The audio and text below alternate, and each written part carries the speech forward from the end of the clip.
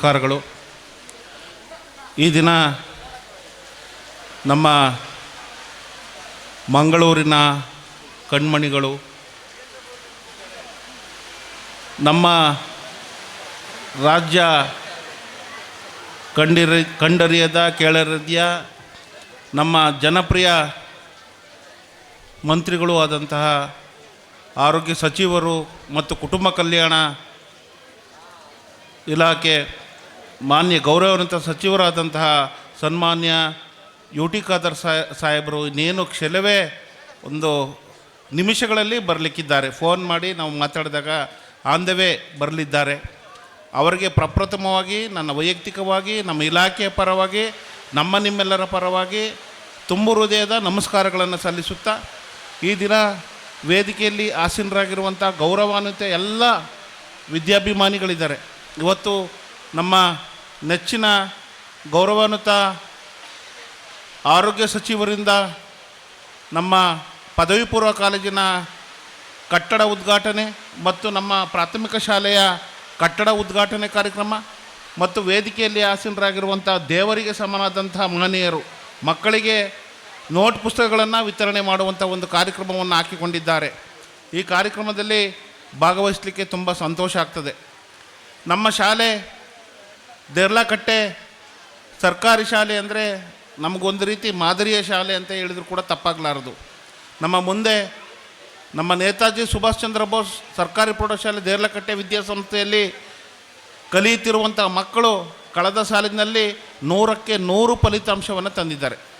ಒಂದು ಊರು ಮೆಚ್ಚುವಂತಹ ಕೆಲಸವನ್ನು ನಮ್ಮ ಮಕ್ಕಳು ಮಾಡಿದ್ದಾರೆ, ಅವರ ಪೋಷಕರು ಮಾಡಿದ್ದಾರೆ.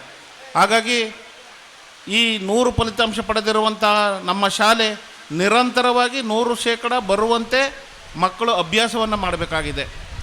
ಈ ಶಾಲೆಗೆ ಹೆಸರು ಬರಲಿಕ್ಕೆ ಕಾರಣ ನಮ್ಮ ಸಂಸ್ಥೆಯಲ್ಲಿರುವಂಥ ಗೌರವಾನ್ವಿತ STMC ಅಧ್ಯಕ್ಷರು, ಪದಾಧಿಕಾರಿಗಳು, ಮುಖ್ಯ ಶಿಕ್ಷಕರು, ಪ್ರಾಂಶುಪಾಲರು ಮತ್ತು ಎಲ್ಲ ಶಿಕ್ಷಕರಿಂದ, ಬೋಧಕೇತರರಿಂದ ಎಲ್ಲರೂ ಕೂಡ ಅಚ್ಚುಕಟ್ಟಾಗಿ ಪ್ರಾಮಾಣಿಕವಾಗಿ ಕರ್ತವ್ಯವನ್ನು ನಿರ್ವಹಿಸುತ್ತಿರುವುದನ್ನು ನಾನು ಕಣ್ಣಾರೆಯಾಗಿ ಕಂಡಿದ್ದೇನೆ.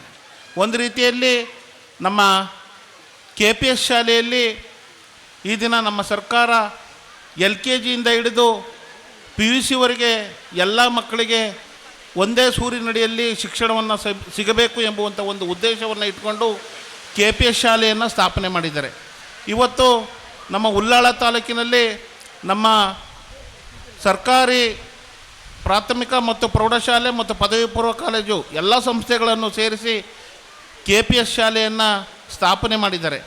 ಈ KPS ಶಾಲೆಗೆ ಇಲಾಖೆಯಿಂದ ನಮ್ಮ ಕರ್ನಾಟಕ ಸರ್ಕಾರ ಹಲವಾರು ವಿವಿಧ ಅವಕಾಶಗಳು, ಅನುದಾನಗಳನ್ನು ಬಿಡುಗಡೆ ಮಾಡಿ ಮಕ್ಕಳ ಯಶಸ್ಸನ್ನು ಉತ್ತಮಪಡಿಸಲಿಕ್ಕೆ KPS ಶಾಲೆಗಳು ಮತ್ತು PM ಶ್ರೀ ಶಾಲೆಗಳನ್ನು ಸ್ಥಾಪನೆ ಮಾಡಿದ್ದಾರೆ. ಈ ಒಂದು ಕಾರ್ಯಕ್ರಮದಲ್ಲಿ ನಮ್ಮ ಕರ್ನಾಟಕ ಸರ್ಕಾರ ಮತ್ತು ಕೇಂದ್ರ ಸರ್ಕಾರವು ಮಕ್ಕಳ ಶೈಕ್ಷಣಿಕ ಅಭಿವೃದ್ಧಿಗೋಸ್ಕರ ಹಲವಾರು ಕಾರ್ಯಕ್ರಮಗಳನ್ನು ಹಾಕಿಕೊಂಡಿದ್ದಾರೆ.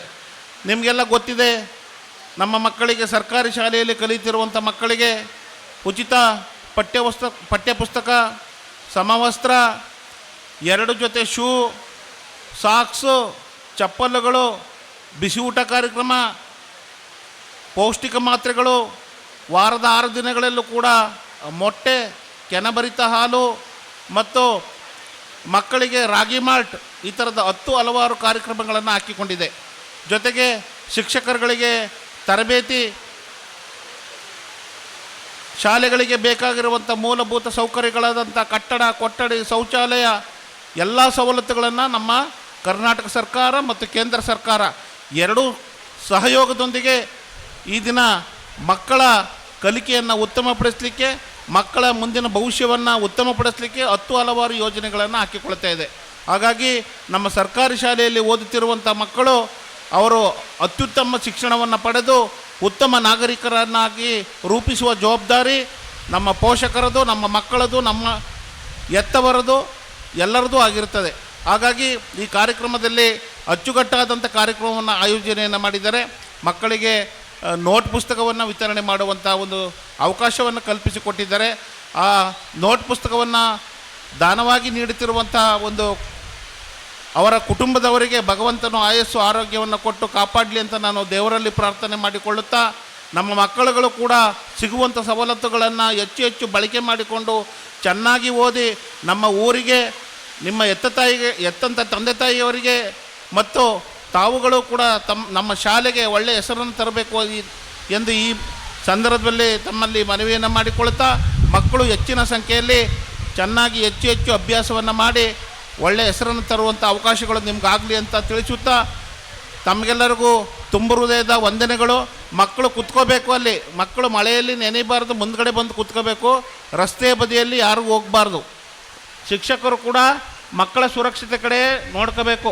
ದಯಮಾಡಿ ಶಿಕ್ಷಕರು ಏನಿದ್ದೀರಿ ಅಲ್ಲಿ ಮಕ್ಕಳು ಎಲ್ಲಿ ಹೊರಗಡೆ ಮಳೆಯಲ್ಲಿ ನೆನೀತಾರೋ ಎಲ್ಲವನ್ನು ಕೂಡ ನೋಡಿಕೊಂಡು ಮಕ್ಕಳ ಸುರಕ್ಷತೆ ಕಡೆ ಹೆಚ್ಚು ಗಮನವನ್ನು ಕೊಡಬೇಕು ಅಂತ ಈ ಸಂದರ್ಭದಲ್ಲಿ ಶಿಕ್ಷಕರಲ್ಲಿ ಮನವಿಯನ್ನು ಮಾಡ್ಕೊಳ್ತಾ ಮಾತನಾಡಲಿಕ್ಕೆ ಅವಕಾಶ ಕೊಟ್ಟಂಥ ತಮಗೆಲ್ಲರಿಗೂ ವಂದಿಸುತ್ತಾ ನನ್ನ ಮಾತನ್ನು ಮುಗಿಸ್ತೀನಿ. ನಮಸ್ಕಾರ. ಜೈ ಹಿಂದ್, ಜೈ ಕರ್ನಾಟಕ.